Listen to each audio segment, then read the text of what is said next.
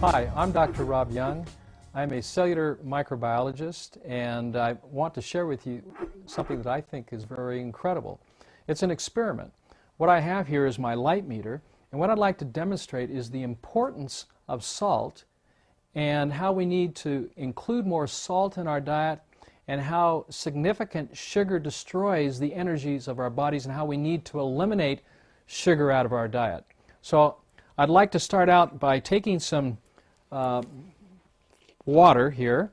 This is spring water, and I've got my probe. I'm going to go ahead and put the probe into the water to see if we've got any electrons or electric conductivity. Now, let me just explain something here. This, I think, very, very important, and that is our bodies do not run on calories.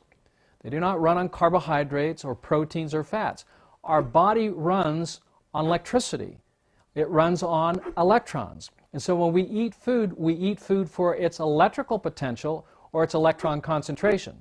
So if I have a food or a drink that I'm testing, because of my research and what I've been studying for the last 30 years, is how what we drink and what we eat affects the internal environment of our bodies. And is it going to energize the body or enervate the body? So here we have some water that we're testing that has no apparent electrical concentration in the form of electrons. Now, I know you all know about this because when you go out and buy batteries, what kind of batteries do you buy? You buy the alkaline batteries, and what that really refers to is alkaline because of its electrical potential. So when batteries are energized, it's in relationship to their electron concentration. Okay, and when batteries go dead, they've lost their electrical potential. So what we have here is basically an electron deficient or an acid water that is going to give no energy or life force to the body. So what I'd like to then show you is what we can do to energize that body is by taking some simple salts such as sodium, potassium, or magnesium and calcium, and then add that salt to the water. And of course, when we add that salt to the water, we increase the electrical potential of the water and its electrical conductivity, which lights up my light meter. Okay, let's go ahead and pour another little glass of water here. Okay, we'll go back then to the water here. Let's try the same thing with some cane sugar. Now, this is supposed to be natural cane sugar. Of course, you can see it's been processed. That's why it's white. It's bleached. We'll go ahead and put some cane sugar into the water. And this mineral water with cane sugar does not energize the water. And of course, we can see that for the fact that it didn't light up our light meter. Let's go back to our salt water again. And there we are. Let's go ahead and take a third one, all right? This third one is using a mineral salt, a natural mineral salt, unprocessed, from the North Shore of the Great Salt Lake. Now, there are differences between salt. Most salt that's on the market has been processed.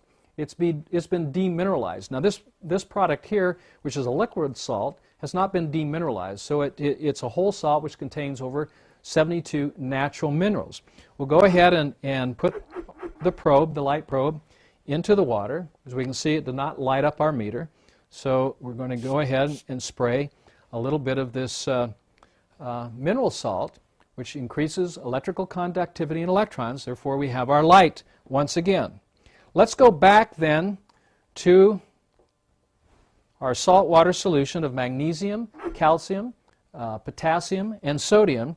And let's go ahead and then add some sugar. Now, the example here is I'd like you to think of this glass as your body, okay, energized, full of life. When you then incorporate sugar into the diet, and it comes in a lot of different forms, as you already know, when we put sugar into the body, we don't energize the body, but we literally destroy its life force. And this is what's happening here. So the more sugar we eat, the less energy we will have. And in fact, what the body has to do, it has to respond to this sugar. And the reason why is because it's acidic. And the way it responds is by releasing stored energies to neutralize the sugar, and that's why we feel energy when we eat sugar, not because sugar is putting energy into our body, but it's actually poisoning our body, and our bodies are then reacting to that sugar by releasing electrons or electrical potential to neutralize the sugar or the acid. In summary, let's take the probe of our light meter, put it into the salt. As we can see, we've got energy. If we take the probe and put it into the sugar water, we have no energy. Why? Because the body does not run on sugar. The body runs on salt. That's why all of the fluids of our body are salted. Our tears, our saliva, our urine, our blood, our sweat are all salty solutions. And we need salt. In fact, we should be eating approximately 12 to 14 grams of salt, and that's if you are approximately 70 kilos or 154 pounds. We need to avoid sugar. So the question should come up, not should we limit our salt, but we should limit or eliminate the sugars in our diet and increase the salt, which will then bring life and light and energy and vitality to our bodies. Isn't that what we're looking for? I think so. And so I would encourage you all to consider what I'm showing you here today and think about salt and alkalinity, and that our bodies run on electrons, okay?